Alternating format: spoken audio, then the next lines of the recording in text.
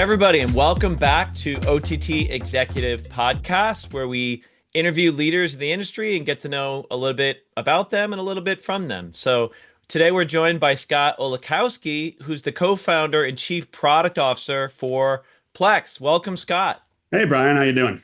I'm doing great. I'm doing awesome. I'm glad we got a chance to do this podcast. I know we've been talking about some of the research that we're working on, and you provided insights there. But this is really intended to kind of share a little bit about your background and kind of what you're doing, and maybe swim upstream, talk about some of the industry trends and that kind of thing. But before we do that, let's start with you and your career background. Can you share kind of how you got to where you are today? Yeah, sure. My story starts, I'm old. So my story starts way back in like 1978, 1979, when my dad brought home the first Apple II computer. And, he worked for the company that actually invented the modem, right? You're kidding me. That's So I've been amazing. Yeah, so I've been kind of, I kind of grew up a little bit of a nerd, and, really enjoyed the process of seeing the technology come together. He brought it home before they even had the floppy disk drive. You had to plug my little Fisher Price tape deck in and put cassettes in and read it into the computer to play games and all that kind of stuff. But I was always just, really kind of fascinated with tech and, personal tech in particular.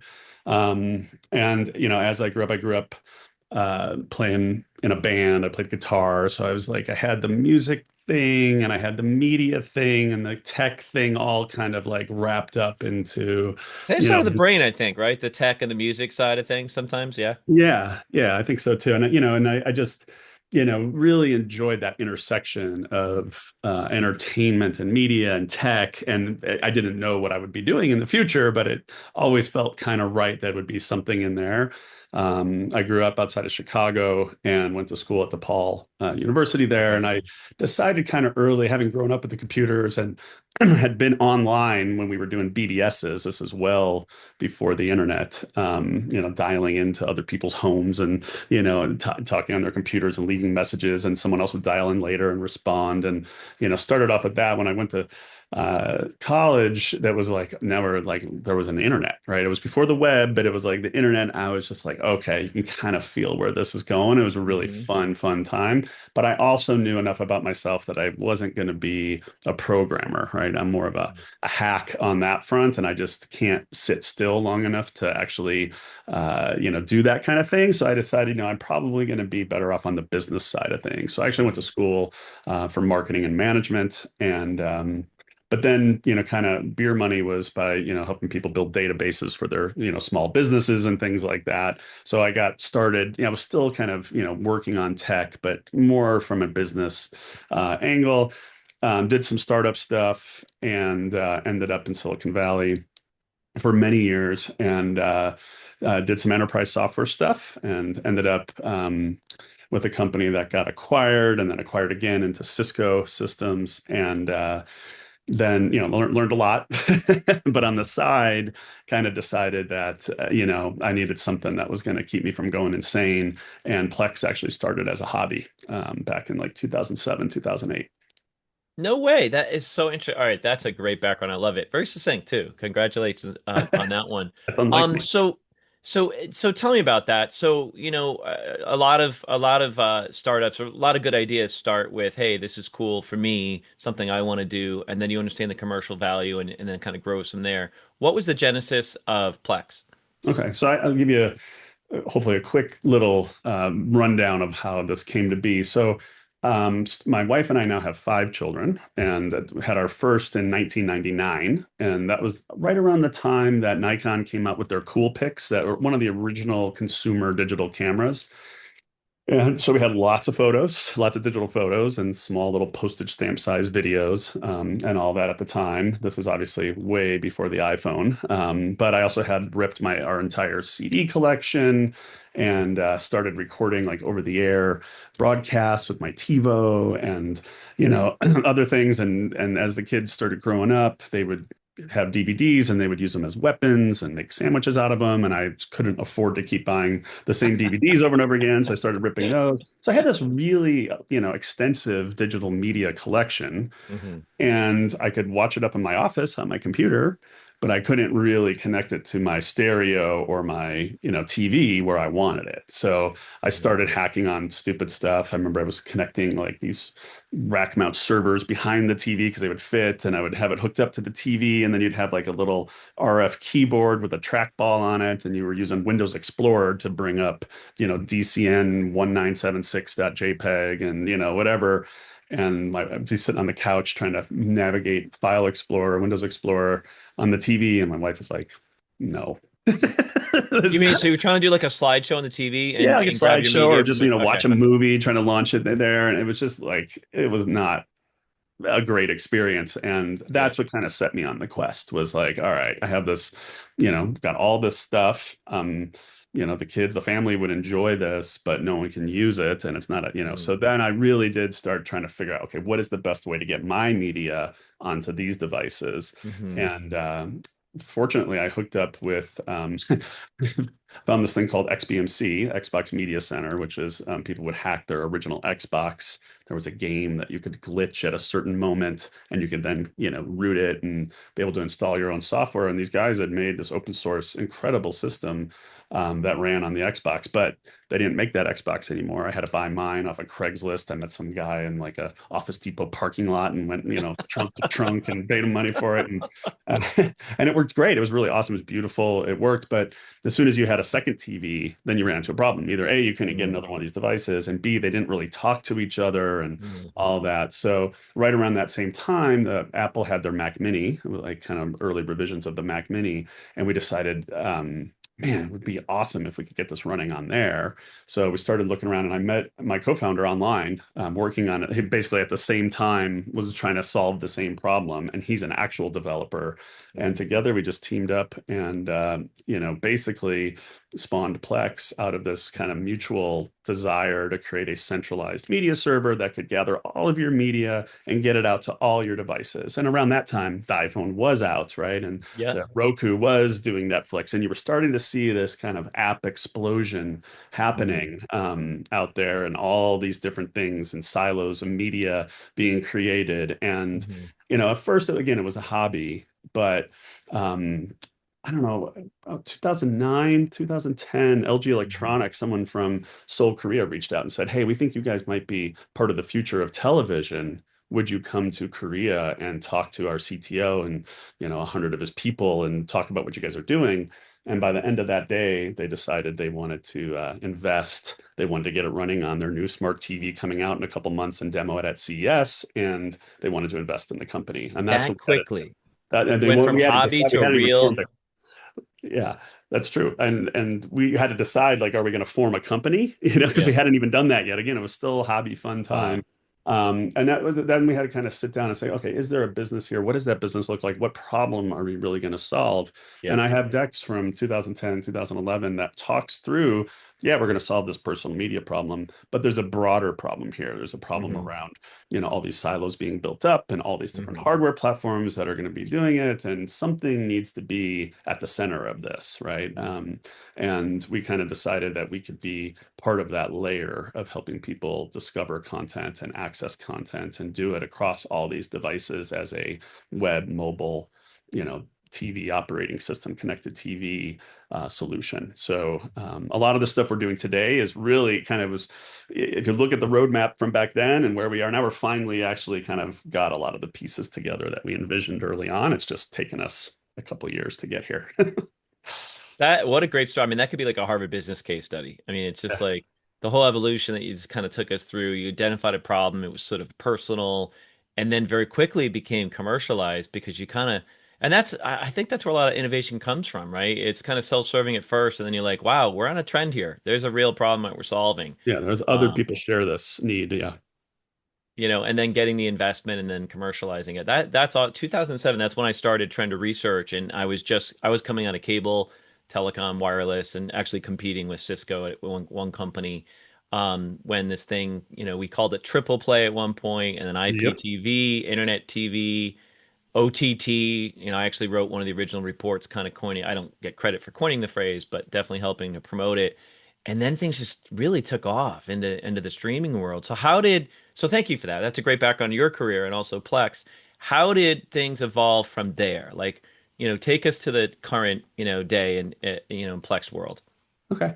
So yeah, the way I kind of mentally map out the product is I break it into kind of three categories, three pillars. The first is the content pillar, which people's personal media is one of those things, and be able to access video files that you might have on your network or whatever, run this on your own hardware and in your home, and then be able to access it on any device, right, inside the home, outside the home. That included music and stuff as well. We still have a music product that we call Plex Amp that is pretty innovative and great if you have your own personal music collection. And then we added the ability to plug into some sort of over-the-air, tuner box like an HD home Hmm. run or something like that, Hmm. and added an EPG and a DVR, and you can then, record all of this over the air, ABC, CBS, NBC, Fox content, etc. And in your home and be able to sling it out anywhere and all that. And then in 2019, that was around the time we decided, okay, now we need to, like, we've got this piece like really solid. We're on all of And these. what category would you call that? It's a home media server kind of. Yeah, we Okay, call it a personal media server, personal right? media server. We Okay, call it personal media because it's content that people have, whether it's their home videos or stuff that they've recorded or yeah. whatever it happens to be. That's the heart of that is your personal media, right? We make it look nice. We can throw any kind of file format at it, and we'll just make it work everywhere on all these different platforms and devices. Yeah. And then to grow the company, and that's it's a fairly niche solution, right? There's a bunch of Hmm. people who love it and use it all the time, but it's not for everyone. My mom Hmm. is not setting up a media server in her home Right. typically. But so that's when we decided, okay, now it's time to branch out. We want to expand, what you can do with Plex, and we have this great foundation. Metadata is at the heart of what we do. We have lots of different metadata relationships and can do things that others can't do there. So then we went to Hollywood and started doing deals with a bunch of distributors and studios and launched our AVOD solution in Hmm. late 2019. And then COVID hit, which actually, fortunately, was good for that business, right? A lot of people at Yep. home, a lot more streaming happening, and having a free service with great content was a real opportunity. We saw a lot of growth through that, and we added Fast in 2020, I believe. Okay. Now we have one of the largest Fast lineups, and we do this globally. This is not just in the U.S. This is in almost every country in the world. We have Hmm. content available. The catalog's different in every country, right? We have stuff that maybe only in a certain geo and stuff that's worldwide, et cetera. So we manage all of that on behalf of Plex and the users and our partners, and that's all ad free, ad supported free content that people can access, and we've got a great business there. And then a couple of years ago, we launched TVOD, so you can rent and even buy movies that just came out of the theater, and you can do that in Hmm. the US and Canada, I believe now, and we may add some more countries over time for that solution. And that's kind of where we are on the content side. We're continuing to always improve the AVOD catalog. The fast Hmm. stuff is, constantly improving all over the place, and we see a lot of growth in those areas. But then the second big bucket pillar of the business we call it discover, right? So you can go to watch.plex.tv, you can search for any movie or TV show ever made, and we'll Hmm. have all the metadata there for it. But we'll also have links to the services where you can watch that content, right? Like deep Because everything's links. been kind of scattered to the wind on all Hmm. these different services. How Right. do you find this stuff? So we're providing a pretty valuable service to Hmm. people, be able to find anything and see who's in it and all that kind of stuff that you So might even want. outside of the Plex platform, it sort of Absolutely. Yep. okay. So we'll deep link you right into Hmm. that show on, Disney or Max or, Netflix or whatever it happens to be, and get you right to it. And Can you with that, monetize that, or is that just like a service to your community? there's kind of a market out there where these services, if the user doesn't have the service and they turn it on, we'll get an affiliate fee. So there Okay. is revenue there, and we'll do some stuff to help promote, those things for Hmm. folks as well as part of our premium ad business. So, and then we have a watch listing capability, right? So you can add any of these shows to your watch list. And I think today we've hit about 45 million people have created a watch list on Plex, right? So you get this Wow. universal search, universal where to watch, and a universal watch list. And with that, I can one click recommend something to you. You can one click add it to your watch list, and it just becomes a really, valuable Like a utility. Spotify kind of vibe. Exactly, right? Yeah. So, Okay. which is challenging to do on an individual service because they've only got, their slice of the content universe. Mhm. And now you got something that can do that across everything and help you find it as things move around in different windows, et cetera. Yep. So, and then the third pillar is what we call community, right? So there's this whole Mhm. social layer we've been adding to Plex, and frankly, is probably the most interesting, thing that we're doing over time here, I believe, because the ability to connect with each other on Plex. We can do it privately, so friends and family that you can Mhm. choose to share all your activity with one another. So anything you watch list, anything you rate, any review you write, any time you recommend something to somebody, all that can be kind of shared. And what that leads Mhm. to, once you hit a little critical mass of people you know and trust, the first place I go to figure out what to watch is what's trending with my friends, right? Because Mhm. these are people I know. These are the people that were telling me stuff at dinner parties or, whatever, hanging out. Hey, you got to check this out. Hey, you're going to love this. And, you kind of know each other's So that's tastes happening and anyhow, but you're automating it, right? Within the app. Like you're integrating it, automating it. yep. Yep. Okay. So, and not, that's obviously leading to, engagement that, we Mhm. wouldn't have otherwise. But it's also, again, it's solving a problem for people on discovery, right? We think, discovery is just such a big opportunity and big Mhm. challenge. When you look at the numbers, the amount of time people spend just trying to figure out what to watch on a regular Mhm. basis is kind of insane. It's becoming more work than it is pleasure sometimes for folks. Yeah, no kidding. It's the same problem Bizarrely, in going this back to Blockbuster and just spending an hour trying to find a title. You're just doing that at home now. It's crazy. exactly, Yeah. exactly. So, and then as that community stuff grows, we've been adding more and more public stuff now. So people can write reviews and publish them. And as those reviews, get activity and get bubbled up, they'll start showing up on all the different platforms for even for people you don't know. But you Mhm. could also have a profile page on Plex and I could follow you, right? You now have the ability to create custom lists and I could follow your list. So the ability to start following each other and following things you're interested in, and people you're interested in, and shows and writers and directors that you're interested in. That's all either here or coming soon. Mhm. And you can just imagine more and more of this public community, public discussion stuff that's coming, being Yeah. integrated into the platform. People are looking for communities that are focused, right? And the outlet for that today is Facebook groups or Facebook and Reddit and things like that. And what we just believe at our in our heart and soul is that this needs to be more integrated into the entertainment experience, right? That it Mhm. can be integrated into your TV apps and your mobile apps and your web apps and Mhm. that stuff. It doesn't have to be a separate site that wasn't kind of Mhm. designed for this stuff. We have the metadata, we understand this, we can point you to where to watch it. All that stuff is integrated. Well, you're really covering a lot, Scott. I mean, it's very holistic, and I love kind of the evolution too from AVOD and fast to TVOD, and then the sort of service, right, for your community, the content discovery. That's a big pain point, and a lot of people still aren't doing that right, and they're thinking very walled garden. They're thinking very, point to multi-point, push it out there, and you're thinking more direction, bi-directional, where the user, the viewer is part of the community. They can share their watch list. I mean, I would love to automate that because I'm always, we're always like, okay, what's the next, docu series we want to watch or whatever, and it's kind of word of mouth type of thing, and then you forget, and you're like, okay. But if you were following certain people and you really liked their recommendations, then that would just become more natural. Let's talk a little bit more about that community part because I see that is a real differentiator in terms of engagement. And why are not more streaming apps embracing community? Or is that something that's going to just happen on its own? I think it's a great question. I think you could argue that what YouTube does in some cases there's some community when you Mhm. have creators that have, a deep following and lots of folks, and they're just able to kind of somehow kind of, in the threaded comments, be able to kind of discuss stuff with each other. I think YouTube is probably the most social of the Mhm. streaming, stuff out there.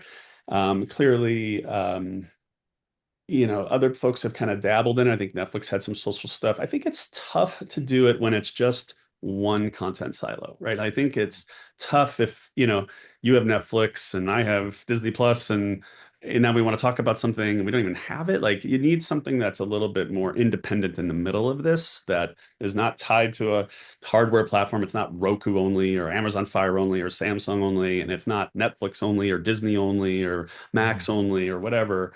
I think that's where there's been challenges, right? Because again, as soon as you cross one of those boundaries and it doesn't work, it's going to be frustrating. It's not going to Yeah. be helpful, right? So I think that's part of it. And I think, with other, there's a lot of, as we, start to peel back this onion, there's lots of issues, right? Creating a site like Reddit, sounds easy on the surface. Oh, just post stuff, right? There's lots of moderation related issues and Yes. legal issues and other stuff that you want to make sure you're ahead of before you, unleash the hounds on these things. And we've been really Hmm. thoughtful Hmm. about that because, we want to make sure this is a good, safe, fun place for people because it is entertainment driven, right? We don't want this to Hmm. become a place where people are spewing hate speech or, getting Right. nasty with one another. So we're trying to be intentional about that as well. Yeah. Um, And it's got to be yeah, structured. It can't just be a playground where, everybody's running around. Like it's got to be, got to have some exactly. rules and it's got, yeah. So that And, makes a and lot of and then the sense. question is, if you did all that work and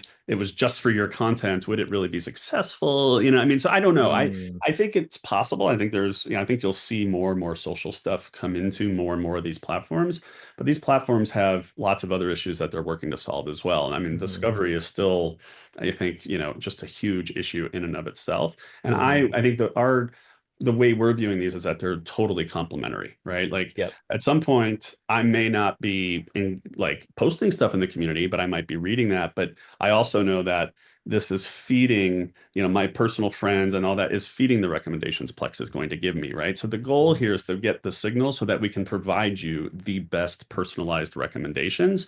Hmm. And community is just kind of like a natural offshoot of that, right? People want Of to discuss course. this stuff, they want to talk about this stuff, and they want to learn and they want to engage. And we think there's opportunities for these content creators to engage in these discussions as well. Like I would Hmm. love to have the Game of Thrones showrunners, providing some behind the scenes stuff and give them a safe place to do that. Well, that was my next question actually is how has this changed your definition of content? I mean, there's a lot of overlap between community concepts and creator economy concepts where suddenly now you have people providing content that you're not producing yourself, right? Or licensing. How do you weave that in? Is that how do you how do you moderate it, curate it? Like talk about that a little bit. Is that part of your growth That's strategy? part of I don't think we're there yet, but that Okay. is absolutely where we want to go. I mean, Okay. again, if it's, kind of a creative additive to the experience, right? To me, I think a lot of us that have been working on Plex, and I think a lot of the people that use Plex, the experience is kind of the heart of it, right? Like you can find lots of different places to watch content, but it's really about that. Like, Hmm. there's an emotional kind of piece of how it all fits together and how it comes together. And I think we can create a great experience with all this new content, right? The content about the content is to me sometimes just as valuable as the content itself if it's done well. And I think the secret to that is letting the community, discover and bubble up the great stuff so that, if I'm a little bit more of a voyeur, I'm getting the best of the best. But if I'm like deep in the weeds, I can help discover that really great additive Hmm. content to this thing. So to me, it's all a spectrum. Like some folks are going to come in, they're just going to watch the movie, they're going to leave. Other Hmm. folks are going to come in and they're going to like, we're going to know everything you've ever watched, everything you've ever rated. We're going to know all your friends and what those signals are. And we're going to be able to, provide those recommendations to you. And then there's another level where people are going to be so engaged in that community around that universe that they're going to be like almost helping, you know, contribute to the lore of that Yeah. universe and that fandom, right? So to me, the content about the content is, going to be just as valuable over time. Yeah, it's interesting you mentioned fandom, which is sort of an extension of the creator economy and these community concepts. Obviously the benefit to you is better engagement, or, lower churn and everything. How about monetization? Have you stumbled over other ways to monetize this community? Of course, you don't want to be completely, sort of what's the right word? But you know what I'm saying? Like you want to be authentic. You don't want to turn people off, but if you've got a community around, let's say, Western cowboy and Westerns, whatever, maybe you're selling cowboy boots. Like, do you Yeah. see those I kind of think there's going to be a partnerships in the? lot. I think there's going to be a lot of that. Okay. Again, the more endemic that advertising can be, the more it feels like it's almost an extension of the experience. Right. Better. It's going to take Yeah. us a while to scale to get there, but Hmm. that like every day, that's the kind of stuff we're thinking about, right? Like there's a huge, just go to eBay. There's a huge market for all the merchandise related to these Hmm. movies and shows and stuff like that, signed posters and stuff from the Hmm. set and things like that. I think there's a market just for that stuff that should Yep. be part of this experience in a way that's not today, right? It's completely disconnected. And I don't think it has to be that way. So I do think there's that. There's also, listen, if someone's got a new movie coming out in theaters, they need to quickly find an audience, right? And we can help them do that. So there's definitely ways that we can monetize this. That I think is helpful for the folks that are enjoying the platform and for the Hmm. folks trying to reach those people, right? And that I think will, in a lot of cases, one of our most popular hubs on the whole platform are trailers, right? And trailers are Hmm. essentially ads for movies, but Yeah. people crave them, right? People love them. And Hmm. having that little add to watch list button show up on the trailer on Plex is a powerful motion, right? For the people, promoting the movie, but also for that user who's going to be interested in that movie. To me, this is a marketplace where there's people who really love content and want to find the best stuff for them and for content producers who are looking for those people. So if we can, leverage that more and more, I think we'll be successful with that How for about UGC? I know a lot of folks are talking about, fan art and, fan provided, trailers, for instance, right? They kind of like come up with movie concepts. Is that something you'd be open to, hosting on the platform?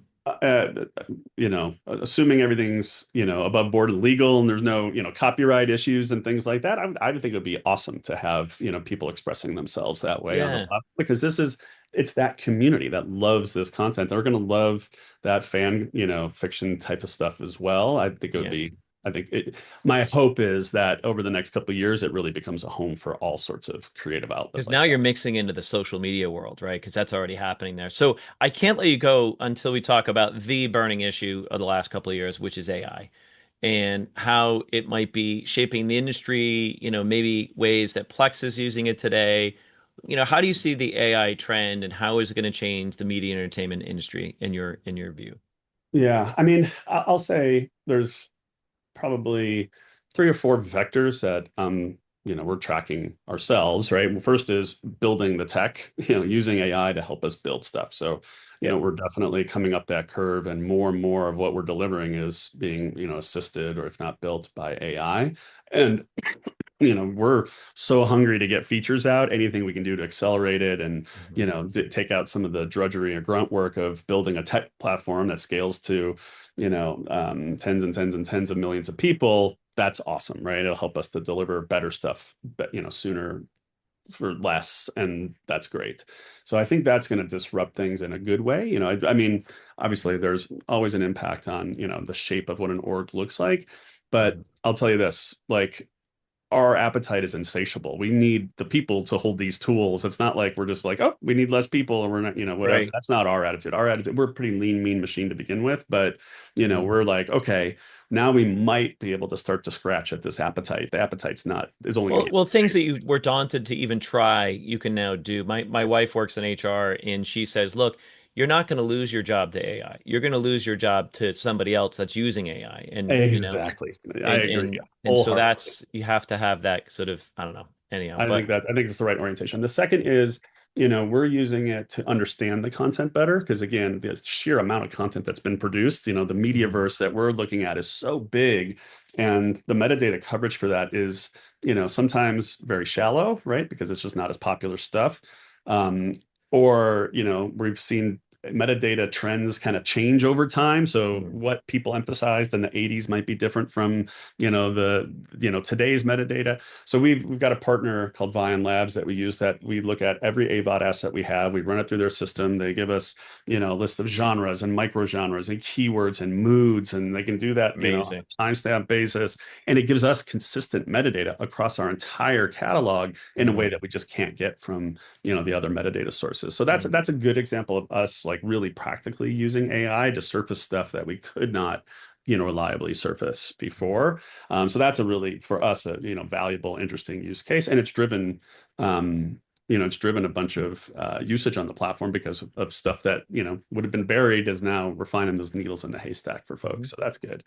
Um, And then I think, obviously from running the business, there's a whole bunch of areas where we're, leveraging AI now to help us, the drudgery of creating a presentation and, pulling stuff Mm. together, all these things for a board meeting and this and that. We're starting to streamline a lot of these business Mm. processes that allows us to focus on the things that matter to the business Mm. more than just, that kind of, you know, drudge That's type a of good work. point because you're taking care of some of the business fundamentals that allow you to focus on the more strategic things that are the more customer facing, value added things potentially for your business. Yeah, I may have mentioned how old I am before. So remember, I was born before the word processor.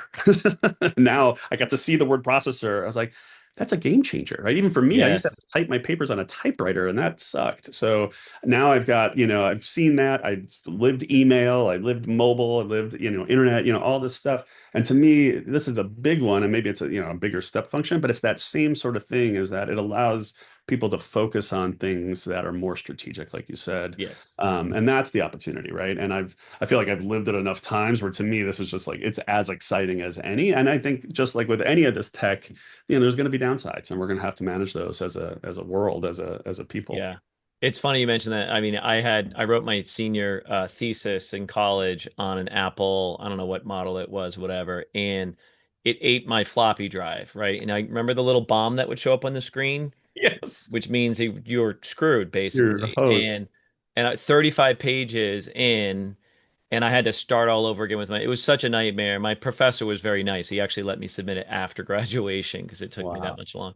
So there's always a downside to technology and stuff. Some people think like AI is going to come and get us, and at some point, but so Well, it the doesn't help when some of the people building the AI are saying that stuff, but yeah. I know it doesn't really help the cause, but in the short term, we're safe, right? And I think it's going to really explode.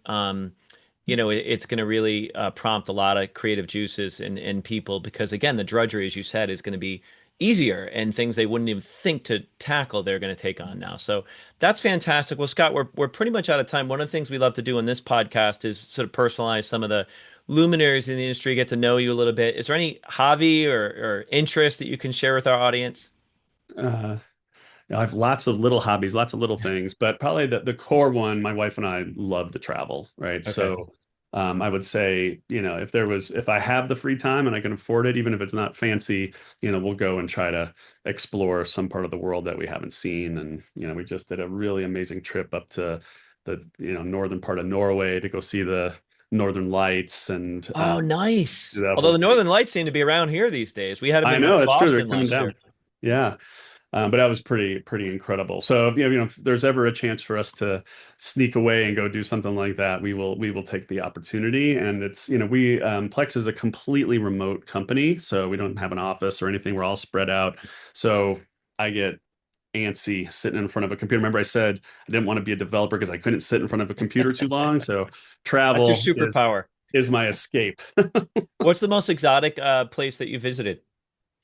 Because we're remote, we take the company to we do a trip once a year. We go somewhere. So we just took the whole company to Vietnam, and that was beautiful and amazing. So I don't know if that's the most exotic place I've That's ever pretty been, but it exotic for was it most was people. pretty Yeah, awesome. Yeah, that we've that done that is some awesome. amazing spots. It's on my bucket list. I've only been to Japan, but I've definitely want Oh, to explore Japan is amazing too. more of Asia. Yeah. Anyhow, listen, we're out of time, Scott. I really appreciate this time with you. Thank you so much for your insights. It seems like every year when this industry, this crazy sort of let's call it the streaming industry, sort of gets settled, there's something else, some other innovation where you feel like you're 6 months behind, and it injects a new sense of energy into it. And I think that's where we are right now in terms I of agree. this new energy and innovation cycle, and it's exciting. So I think it's going to be a good year. Amen. I could not agree more. Well, congrats on all your success. Thank you for sharing your story once again. This is Brian Mahoney, the CEO of Trend Research and the president of the OTT executive community. We've been joined by Scott Olechowski, the co-founder and chief product officer for Plex. Thanks, Scott. Thank you, Brian. Take it easy. All right. Have a great day, everybody. Signing off.